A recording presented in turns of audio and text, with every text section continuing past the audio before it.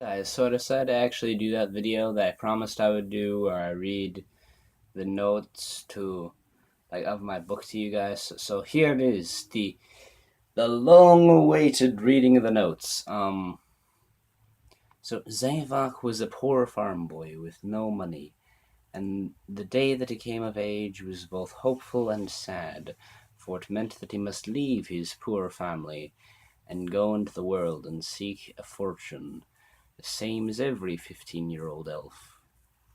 As he left the little farm with nothing more than a small pack of the absolute bare essentials, his mother wept, and though his father did not make a sound, tears ran down his face.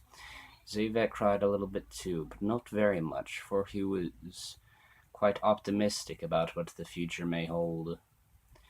He arrived at the small town of Viville, about a mile away from where their farm was located, and went straight to the center of the town, attempting to discover any job opportunities. What he discovered was a poster for an expedition to the Sea of Sand, the largest desert in the world.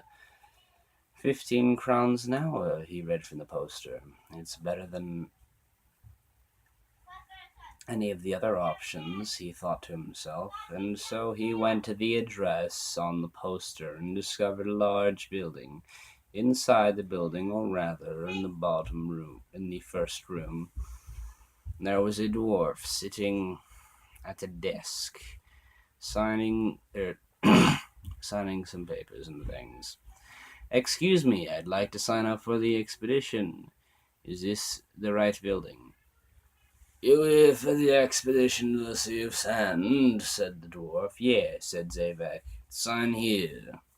Relevant information here, thank you. Now let's see. Okay, it checks out. Your uniform is in the next room," said the dwarf. He pointed at a green door, and Zavek went through and got what was necessary. The sun set as the train arrived at Vetros City. The glass towers for which the city closest to the Sea of Sand was famous glittered with the rainbow lights of the setting sun. Elves, dwarves, minotaurs, centaurs, and hogans bustled around the city. Dragons flew above, adding to the already beautiful sky.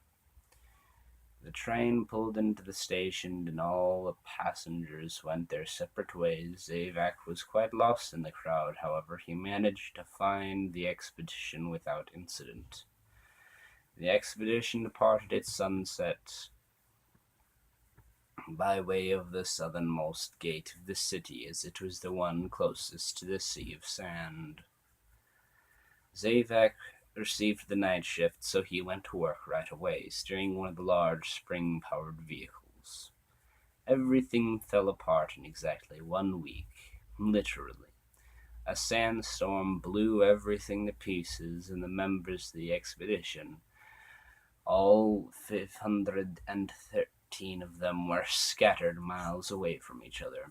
Zavak was stranded, unconscious, in the middle of the desert with nothing to save him.